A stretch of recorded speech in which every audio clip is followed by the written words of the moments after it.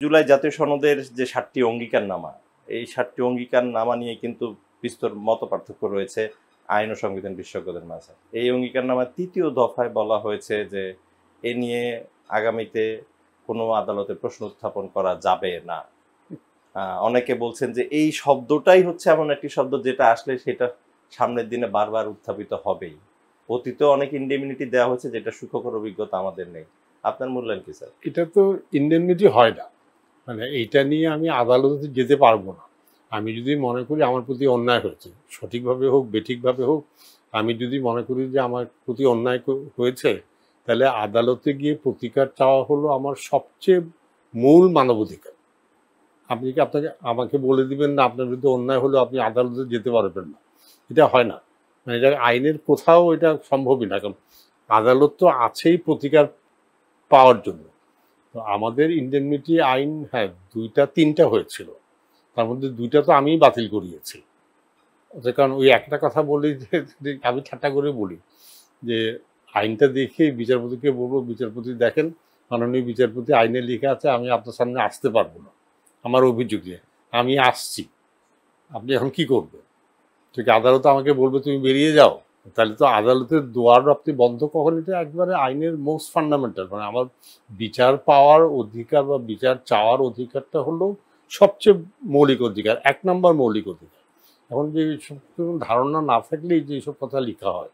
ঠিকই, অনেকটা যে দ্বার বন্ধ করে আমি ভ্রমটাকে রুখি, সত্য বলে তবে আমি কোথা দিয়ে ঢুকি। হ্যাঁ, সেটাই।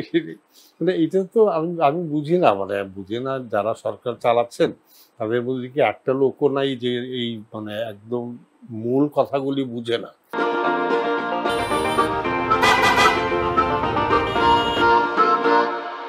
শুধু না স্যার, এই সরকারের সময় বিচারপতি ফারাহ মাহবুব যখন তিনি হাইকোর্টে ছিলেন, জি, তিনি কিন্তু পঞ্চদশ সংশোধনীর রায়, বৈধতার ইস্যুতে যে রায় হলো, সেই রায় বলে দিছে ভবিষ্যৎ সংসদকে হাত পা বেঁধে আটকানো যাবে না, প্রশ্ন তোলা যাবে না, আদালতে যাওয়া যাবে না, এগুলো বলার কোনো অবকাশ নেই। হ্যাঁ, অবশ্যই এটা তো একই নাম।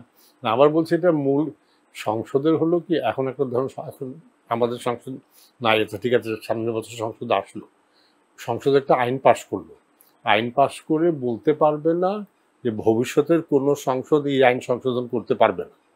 মানে একটা সংসদ পরবর্তী সংসদের হাত পা বেঁধে দিতে পারে না। এই সংসদে যা করার কোনো পরবর্তী সংসদে এসে যদি মনে করে যে আগের সংসদে ভুল করেছে, যে আইনটা পাস করেছে সেটা আমরা বাতিল করব, এই অধিকার আছে। অতএব ওই, হ্যাঁ, পঞ্চদশ সংশোধনীতে ছিল ওই মানে ৭-এর খ ধারায় বোধহয় যে কতগুলি প্রায় 50টা ধারার কথা বলা আছে, যেটা কেউ পরিবর্তন তোলা যাবে, প্রস্তুত তোলা যাবে না। এটা তো একেবারে তখন, হ্যাঁ, তখন হয়েছে কি আমরা স্বৈরাচারী শাসন ছিল, তার মানে বিচারাঙ্গনে গিয়েও এইসব ব্যাপারে ন্যায় বিচার পাওয়ার আমাদের আত্মবিশ্বাস ছিল না। তখন হয়তো যতই বেআইনি কাজ হোক, হয়তো বিচারপতিদেরও অনেক চাপ ছিল, তারাও বেকায়দায় ছিলেন, হয়তো এটা পারতাম না। আচ্ছা, আমি একটা উদাহরণ দিই। ওই যেটা আমাদের ক্যাপাসিটি চার্ট, মানে একটা বিদ্যুৎ সংক্রান্ত একটা আইন ছিল, ওই আইনে 2টা জিনিস বলা ছিল। একটা হলো যে জ্বালানি মন্ত্রী টেন্ডার প্রক্রিয়া ছাড়া যে বিবেচনা দিতে পারবেন, এবং ওখানে ওই দায়মুক্তি ছিল, এবং এই ব্যাপারে আদালতে প্রস্তাব তোলা যাবে না।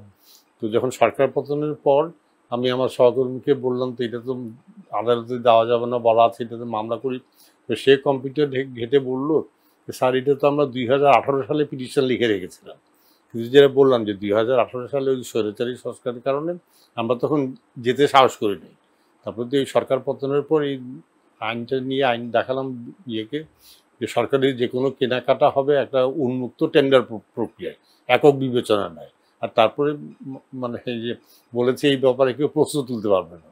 তো এটা, হ্যাঁ, জাস্টিস ফারাহ মাহবুব তো সাথে সাথে আইনটা বাতিল করে দিলেন যে এইসব তো আইনের মধ্যে থাকতে পারে না। এখন আবার সরকার যদি ওইরকম আদালতে যেতে পারবেন, এটা আমি 2-3টা অধ্যাদেশে দেখেছি, এগুলি ছেলে মানুষই হচ্ছে।